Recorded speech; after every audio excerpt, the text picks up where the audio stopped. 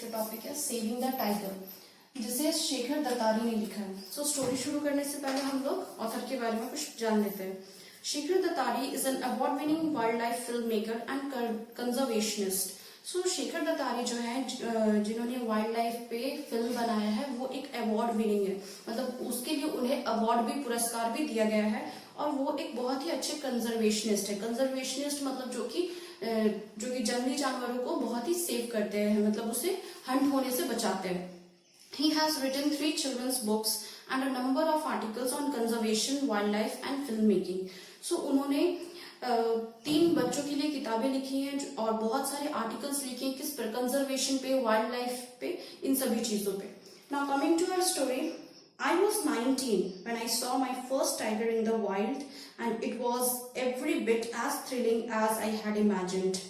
So ये शेखर दत्तारी ने अपने ऊपर लेते हुए कहा है कि मैं 19 इयर्स का था और जबकि मैंने पहली बार एक टाइगर को देखा था, and it was every bit as thrilling as I had imagined.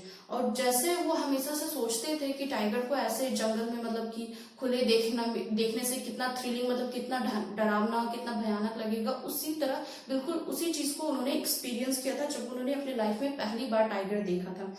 I was in Kanha tiger reserve in Madhya Pradesh, seated on a young tame elephant that was barely 6 feet tall.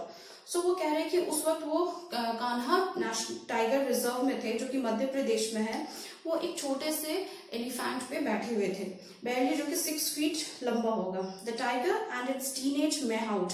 मेहाउट कौन होते हैं? मेहाउट वो लोग होते हैं जो कि एलिफेंट्स का देखभाल करते हैं। सो एक टीनेज ही था, मीन्स छोटा ही था, वो ज्यादा ये एज में नहीं था, टीनेज था मेहाउट, जो कि उस एलिफेंट का ध्यान रख रहा था। We are being trained to track tigers by more experienced trackers on much bigger elephants. So क्या हो रहा था कि वहां पे जो टीनेज मेहाउट जो थे, जो कि छोटे एलिफेंट्स को देख रहे थे, उसका ध्यान रख रहे थे, उनको ट्रेन किया जा रहा था कि कैसे वो टाइगर्स को ट्रैक कर सकते हैं। Track tigers means to find out tigers by following science such as their footprints. So उसका जैसे कुछ साइंस होता है, फुटप्रिंट्स होता है, ये सब कुछ देख करके पता करना कि आखिर टाइगर्स हैं कहाँ पे। सो एक बड़े मेहाउट जो कि ट्रेंड है, एक बड़ा सा एलिफेंट पे बैठ करके वो एक छोटे से टीनेज मेहाउट को एक छोटे एलिफेंट पे बैठ करके उसको ट्रेन कर रहे थे कि कैसे टाइगर को ट्रैक किया जाए। I sat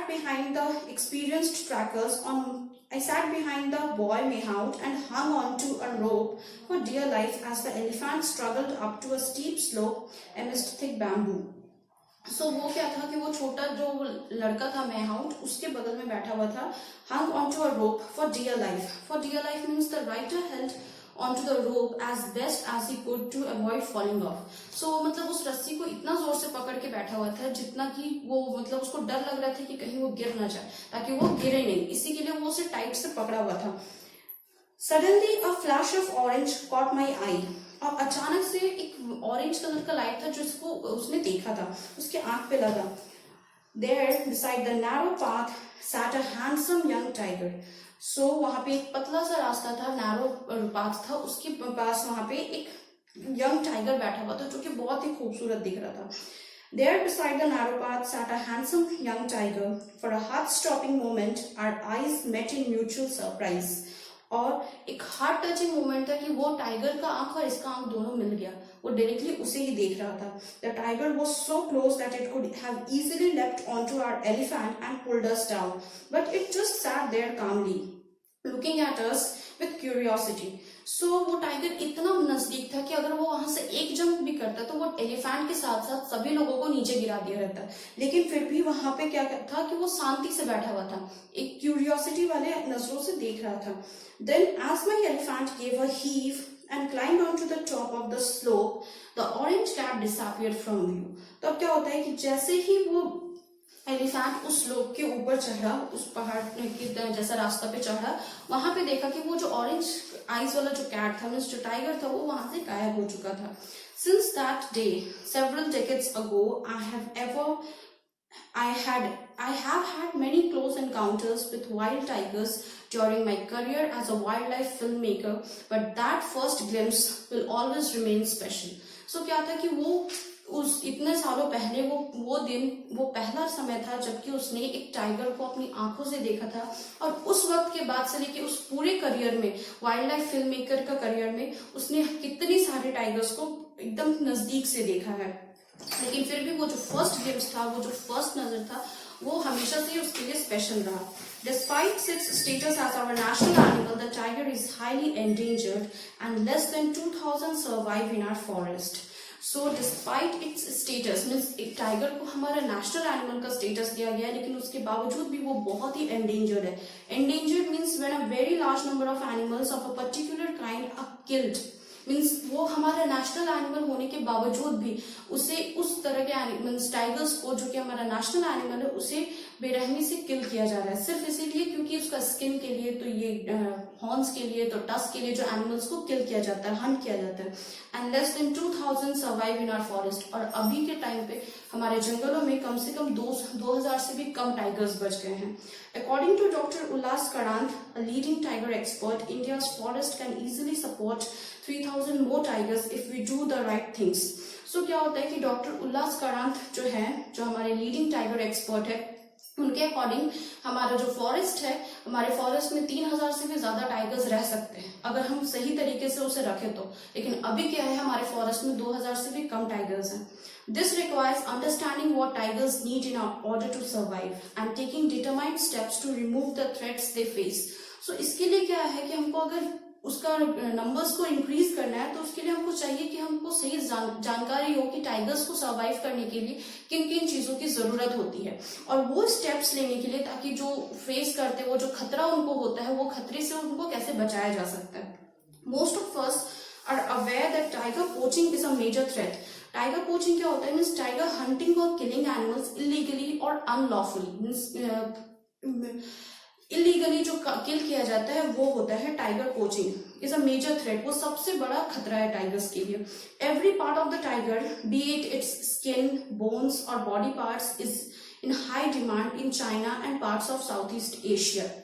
मीन्स टाइगर का शरीर का कोई भी हिस्सा हो, चाहे वो स्किन हो, बोन्स हो या कोई और बॉडी पार्ट्स हो, वो सभी चाइना में, साउथ ईस्ट एशिया के पार्ट्स में बहुत ही ज्यादा डिमांडेड है। Where the skin is used for decorative purposes, और इसके स्किन को डेकोरेटिव पर्पस के लिए यूज किया जाता है। And the bones and body parts are used as ingredients in traditional medicines. Although there is no evidence of the efficacy of tiger products in treating illness, means जबकि उसके tiger products का medicine में कितना वो successful रहा है, इसका कोई एविडेंस नहीं है, कोई साबित नहीं हुआ है कि वो सच में काम करता भी है कि नहीं। Deep rooted superstitious belief fuel the increasing demand, और सिर्फ सुपरस्टिशियस बिलीफ है जिसके वजह से इसको मतलब हंट किया जाता है। With tigers having been driven to extinction in most other Asian countries, our national parks and sanctuaries have become the main target of poachers. So क्योंकि अब यहाँ पे एक्सटेंशन के करार पे पहुंच चुका है टाइगर्स को, लेकिन अब क्या हो रहा है कि नेशनल पार्क्स और सेंचुरीज जहाँ पे इसको प्रिजर्व किया जा रहा है, वहां पे भी अब पोचर्स का नजर है कि वहां से अब उसको निकाला जाए, मीन्स वहां से अब उसको लेके हंट किया जाए। Two other factors worsen the impact of tiger poaching: habitat destruction and the poaching of prey animals. Now, several hundred years ago, most of India was clothed in forest. Means several hundred years, मतलब कई साल पहले हमारे India का बहुत सारा हिस्सा था जो कि सिर्फ और सिर्फ जंगलों से भरा था। And tens of thousands of tigers roamed the length and breadth of the country, और कितने हजार टाइगर्स थे जो कि हमारे फॉरेस्ट में इसी तरह खुले घूमते थे।